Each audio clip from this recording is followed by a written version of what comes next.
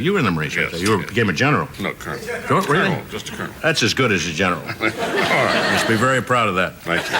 Did you strafe a lot of workers in the field? No, those guys at El Toro.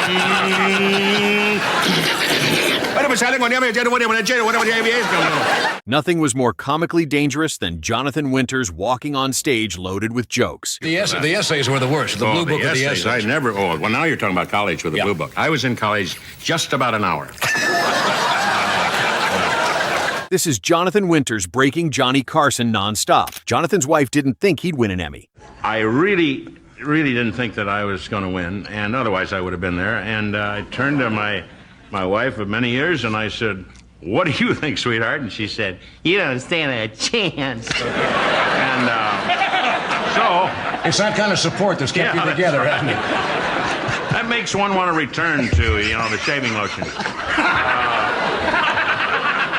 But at any rate... You don't stand a chance, she said. You don't stand. Winters delivers his Emmy impression with a high-pitched voice and perfect word choice that lands the whole room in a single line. The toy train story. What was it like when you were a kid? When I was a kid, well, I was partially electrocuted by a Lionel train. I was at fault. I'm not blaming Lionel. I'm sure some guy from Lionel is sitting up. What did he say about our train company? No, it was my fault. I had come in from a very snowy evening. I was petting the dog the wrong way to begin with, and so that's the only way you can get a dog's attention sometimes. Do that to his fur. Also do that, and you'll really get his attention. I love to do that on a good snowy day. You see a dog, fairly stiff.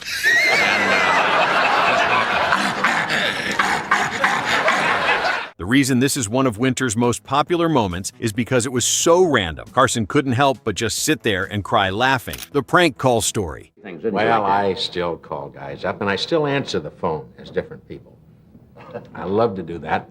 One of my favorite stories, I love to, maybe, be an old person, and someone will say, "Hello, is Jonathan Winters there?" And I'll say, "No, the boy is in the basement. He's combing the kitty."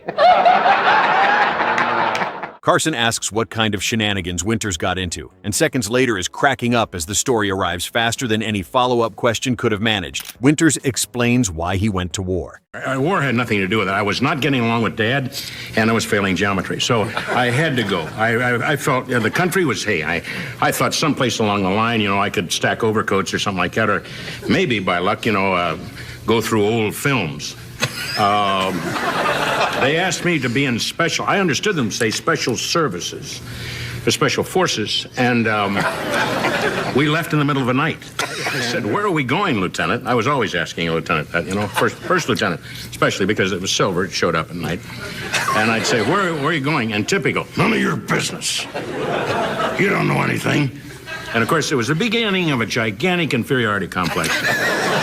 Winters takes a serious subject and immediately undercuts it with off-center logic that only he could make sound completely natural, mistakenly gluing his cat's paws to the ground. Painting the other night, and some glue spilt on the floor, and I forgot, just phase out. And here was glue just all over, and my cat came down. I noticed Kitty was quite still. I said, "Come on, Kitty. Kitty, Kitty, Kitty. Come on, Tiger." That's his name, Tiger. "Come on, Tiger. Come on, Tiger."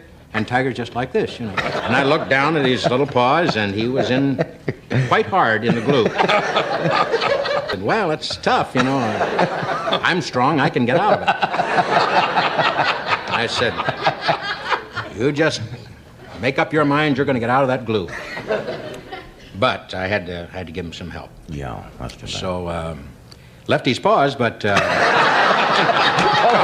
Jonathan starts the cat story like an innocent household mistake, then flips it into total domestic madness that has the whole Tonight Show crowd struggling to breathe, explaining why he didn't like the military. Little sense of humor. Don't do that in the Marines very often. So I was misunderstood a great deal of times. But I got out eventually. I knew I would. I had good feelings about that. And I got out. I spent 2.5 years, and then I wandered around aimlessly, looking for odd jobs. And being odd, I found a lot of odd work.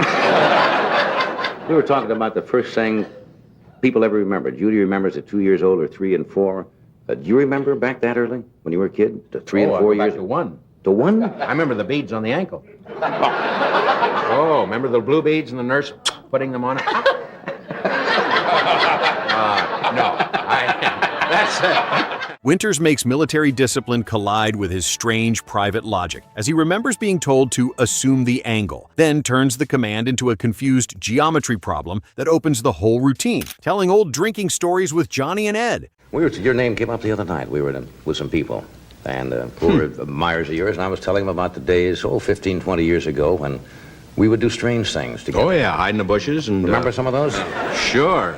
I remember most of them. And there are a lot of them I don't, of course. I remember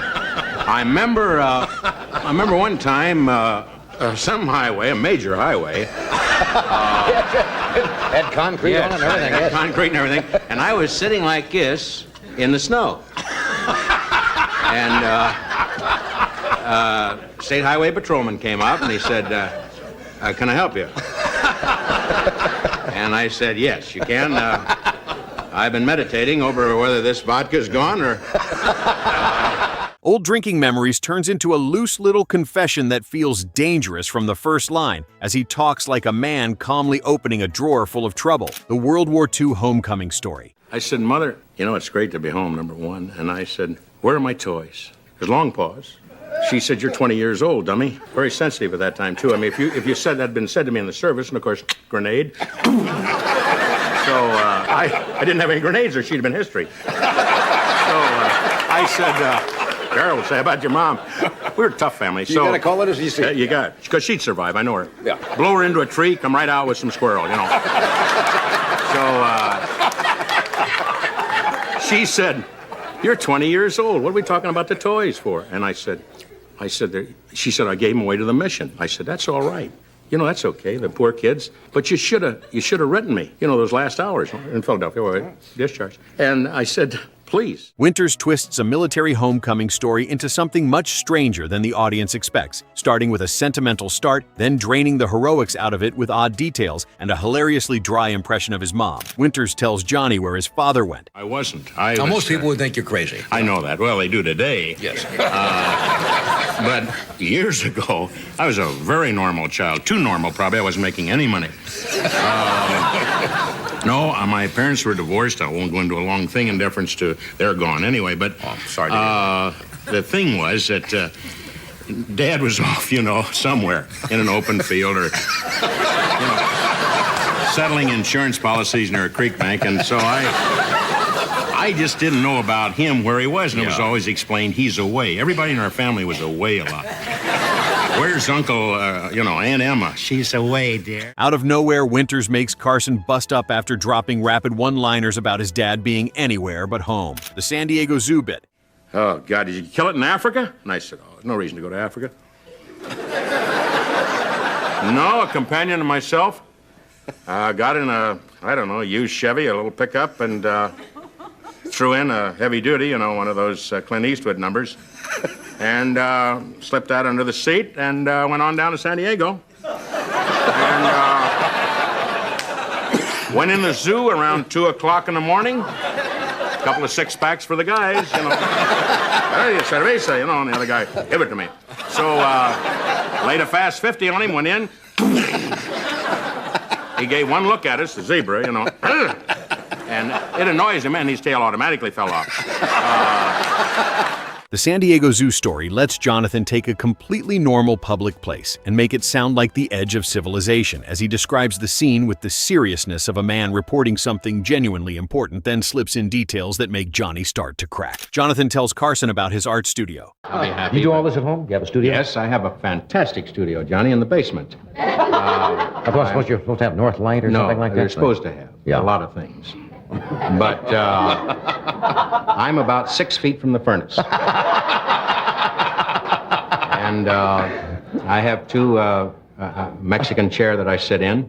I have an easel, which I had to have that. I felt that it was either that or a beret.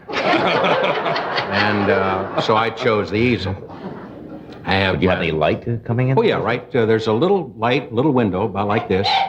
which the kitty is usually looking for. Winters talking about his art studio turns into a perfect example of how he could make creativity sound suspicious, messy, and hilarious by letting the studio become another strange room inside his comic mind. Instead of presenting himself like a serious artist, he keeps nudging the image into weirder territory while Johnny listens like he is trying to understand the setup before it changes again. Winters' family wanted money for Christmas. It's like saying, here, it's a thought that counts. The guy goes, gee.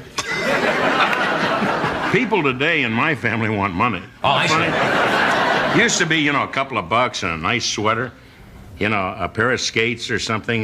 We don't have any place to skate, but, well, I'm talking about ice skates, but at least, you can dream of something. That's another thing. Maybe next year. That's right. But it's like, I need 10 grand. So do I. Yeah. Winters turns Christmas gift giving into a brutally funny complaint about family expectations as he talks about relatives wanting money with the plain honesty of someone who has completely surrendered to the annual negotiation with a calm that makes the defeat sound almost noble. The story on why Jonathan stopped getting wasted. He said, you've been drinking. And I said, officer, I have. I said, I'm so glad you stopped me. I said, I just experienced an earthquake about 20 miles back, and the bridge collapsed. I had to drive around. I gave him a story. I told him an earthquake, an electrical storm, saw a plane land in a field, and all the time the guy's just doing this. Wonderful, very funny, very funny. And gave me a check. Not a check. Gave me a ticket. You may have asked for the check I may at have the asked time. Yes. Winters starts the drinking story with the tone of a confession, then keeps swerving into comic trouble as he describes being stopped and asked for his license with the uneasy politeness of someone working extremely hard to appear completely fine to the officer in front of him. Jonathan wasn't a fan of school. I don't know. Were you any good in school? I was kidding. What were you like in school? What was I like? Were you disruptive? Oh. Were you a... No, I wasn't. Now, most people would think you're crazy. I know that. Well, they do today. Yes. But years ago, I was a very normal child. Too normal, probably. I wasn't making any money. No, my parents were divorced. I won't go into a long thing in deference to they're gone anyway. But sorry to hear the thing was that Dad was off, somewhere in an open field or,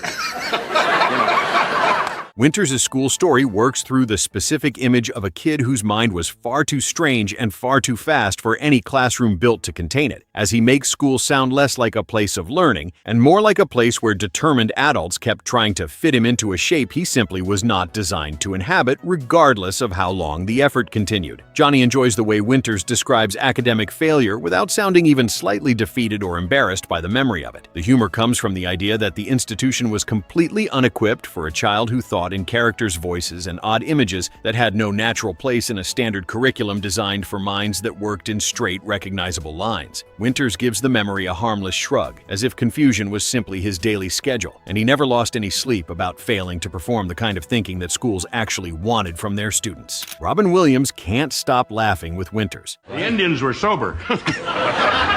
We were drunk this time. Well, great to be here. Nice to see you, my God. Nice to be here. How goes the battle? Well, pretty good so far. Made it across into Van Nuys. That one shoulder took us out.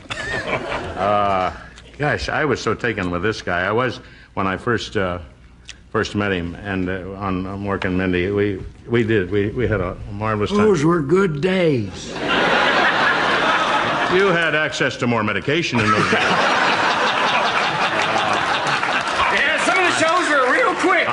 The Robin Williams and Jonathan Winters Carson segment becomes its own special kind of funny because the entire joke is watching one comedy genius genuinely try to keep up with another who has been doing this specific kind of improvisation since before Robin started performing at any professional level. Jonathan continues to throw out strange images and quick little turns that make Robin react like a student working hard to keep pace with the person who essentially invented the style he based his entire career around admiring. Johnny sits between them with the expression of a host watching two completely different engines overheat simultaneously while trying to maintain some structural control over what is technically supposed to be a television interview with a format and a commercial break schedule. The joke is not only what Winters says, but how quickly he changes the rules of the conversation, making every established premise obsolete before Robin can fully build on it or take it somewhere that satisfies his own comedic instincts. Robin Williams is famously one of the fastest improvisers in comedy history yet. Winters keeps genuinely surprising him, which makes the laughter feel extra earned since another acknowledged comic genius is visibly working at capacity just to survive the rhythm of one conversation. That makes the segment different from every other Winters clip in this collection since it shows him in direct competition with the only performer who might have matched his speed and winning through sheer unpredictability rather than raw velocity alone. Jonathan Winters created unforgettable Tonight Show moments that defined an era of American comedy and left Johnny Carson laughing harder than almost any other guest in 30 years of late-night television broadcasting. Without him, The Tonight Show most definitely would have lacked the kind of unpredictable genius that reminded everyone watching why live television was worth staying up for. Which Jonathan Winters moment made you laugh the hardest? Let us know in the comments, and don't forget to subscribe to the channel.